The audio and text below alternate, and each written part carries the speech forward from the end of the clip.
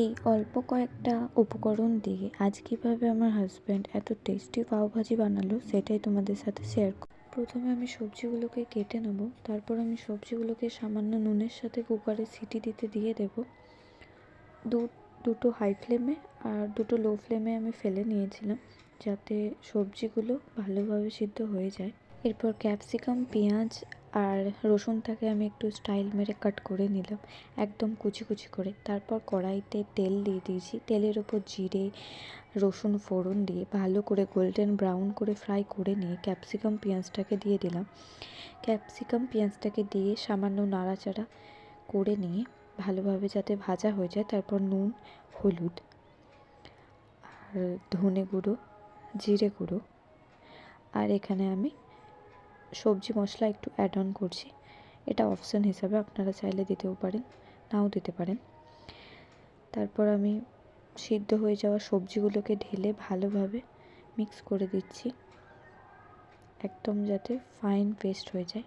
তারপর আমি এখানে পাওভাজি মশলা অ্যাড করে দিচ্ছি। তারপর ভালোভাবে মিক্স করে আপনাদের দেখাচ্ছি ডেনসিটি কীরকম যাবে। এখানে আমি আরও একটু সামান্য ধনে গুঁড়ো, জিরে গুঁড়ো অ্যাড করেছি, আপনারা চাইলে করতেও পারেন, নাও করতে পারেন। এখানে আমার হয়ে গেছে, আমি তুলে নিয়েছি। এরপর পাওভাজির পাওটাকে কেটে আর বাটার দিয়ে সেঁকে নেওয়া হচ্ছে। দু পিঠই ভালোভাবে সেঁকে নিয়েছে আমার বর।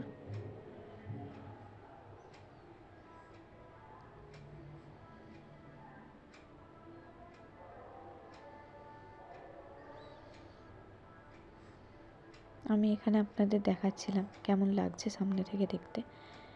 অ্যাকচুয়ালিতে এটা সেঁকেই নিচ্ছিলাম।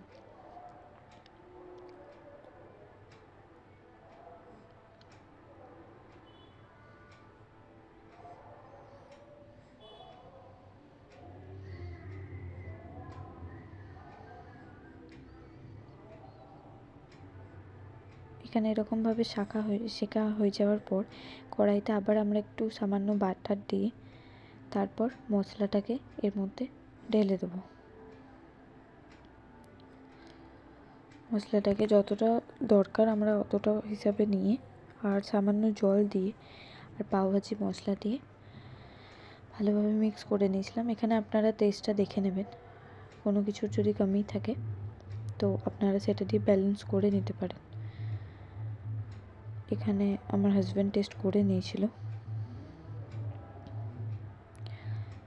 ব্যাস আর কিছু না, তারপরই রেডি এত সুন্দর পাওভাজি।